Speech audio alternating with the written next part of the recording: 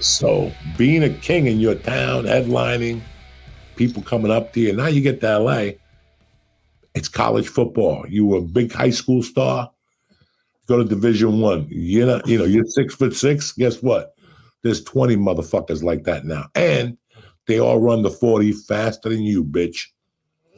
And you're like, and you get there and these guys are jumping. Here you thought you were Johnny Atlas. Right.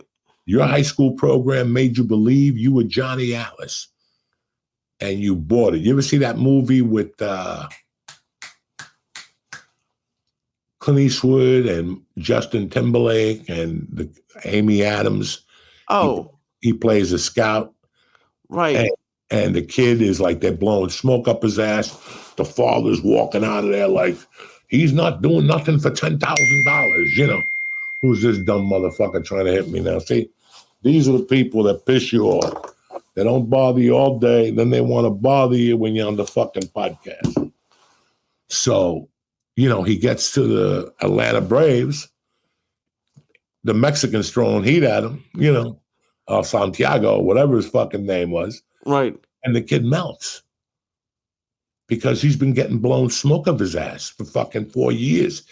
That gentle of a mind cannot take that. Your mind cannot take that at that age. Not too many people could run with the punches with that. That's a rough fucking move. So same thing happens with comedy. You just went up to Montreal and people laughed and shook your head. Then you stumble into the Comedy Store and you got to follow Bill Burr. After he followed Theo Von and he followed Lucy Liu and she followed Whitney Cummings and on and on and on and on.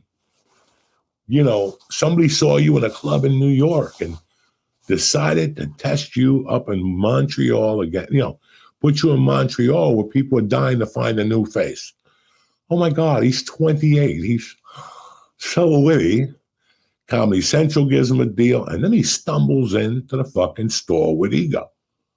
Right. And ba-boom. Ba-boom. You see them. I saw it 1,000 times. That's tough, that rejection. When you're used to doing so well. Yeah, 3 years from now, you're touring and you go to a club and he shows up. Hey, what happened to you? Oh, my grandmother, she lost her toe with diabetes and I had to move back. I get it, brother. I'm still headlining. I do this. I do cruises part-time. Yeah, that was too much. What else? I'm doing great, man. We were talking about comedy. Like, I just like not having shows is like the worst. I haven't had that in a while, and it was the worst. Week. It's a rough week, but after the week you had, listen, sometimes everything helps a little bit. Now your body got a chance to rest, your mind is clear, and your mind learned something from that muscle memory in Vegas. You learned a lot of things. That's a big stage, different type of people, different type of clientele. It wasn't what you expected. You thought it were going to be Sinatra people with tuxedos. Oh, no, a lot of air tanks and oxygen tanks and fucking patches and people with spots like me. And, it's not the clientele you thought. But you learned. You learned, and it taught you how to rough it. You have to sleep at night, that hotel with fucking a suitcase in front of your door because they will break in there. And that's part of it. Oh, yeah. That's all part of this fucking what you're going for at the end. You don't see it now. Nobody does. Nobody does. The suffering and the fucking sleeping in shitty places where you're like, you know what? I'm not even going to sleep in here. I'll sleep in my car. I'll come in here and take a shower in the morning, but I ain't sleeping in here. That type of shit, and houses and long sets and people ripping you off. Listen, I came here 4 years ago.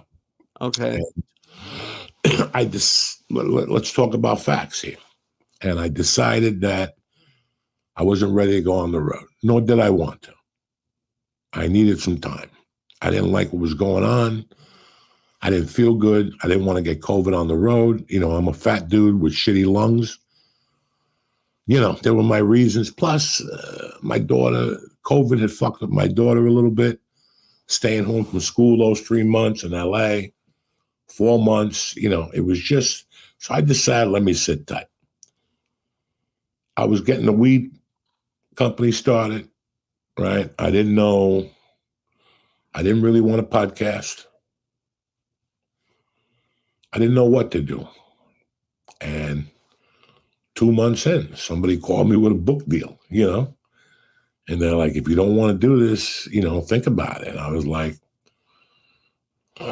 let's do it. The people were like, we really want the book at this point. I was talking to the guy for 5 fucking years, Lee. Jesus. I was trying to write that book since 2006. Yeah, since I met you at least. Yeah. And I had this chance. And I'm like, the money they're giving me isn't going to be great. It's not like I can fucking whatever. But it'll keep me in chicken cutlets for 5 or 6 months till I decide. That came from nowhere, okay? Then I got another call one day. And it was one of the best calls I ever got in my life. And she said that these people want to do business with you. They want to give you this amount of money. And I was like, whoa, let me call you back. Because I just had an earthquake. You know what I'm saying? Like a month before. This is when it happened, like a month before, maybe, mid-October. I was here since August. And I had no plans on doing anything. I was barely getting out of the house just to go to Jimmy's to watch football. And fucking, she called me. And she goes, I got this for you. And I thought it was a fucking dream. And I took it. And I felt guilty for a month or two. And I'll tell you what happened. I thought about 2 things. I thought about the time I bumped into Slash at the Riviera Hotel. And I bumped into something I had heard early on. When all these idiots are like, Lee, you still doing the joke, dude? And you're like, yeah. Tell us a joke. Let's see how funny. You always get your cousins or people to say that to you. And then they're like, hey, how much you making? And you're like, nothing. Nah, I'm just an apprentice. I'm an open. Right. And they're like, you're not getting no money, you fucking idiot, and all this shit. And a wise man told me, every time you go to these open mics, anytime you go to a clinic, anytime you go do a free spot and it takes an hour, you're punching in. You're punching in. We discussed this 1,000 times. Yeah. You're punching in.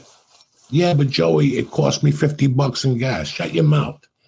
They're giving you 15 minutes of one of the best comics in the world. He's doing you a fucking solid. Turn off your TVs, run for your lives.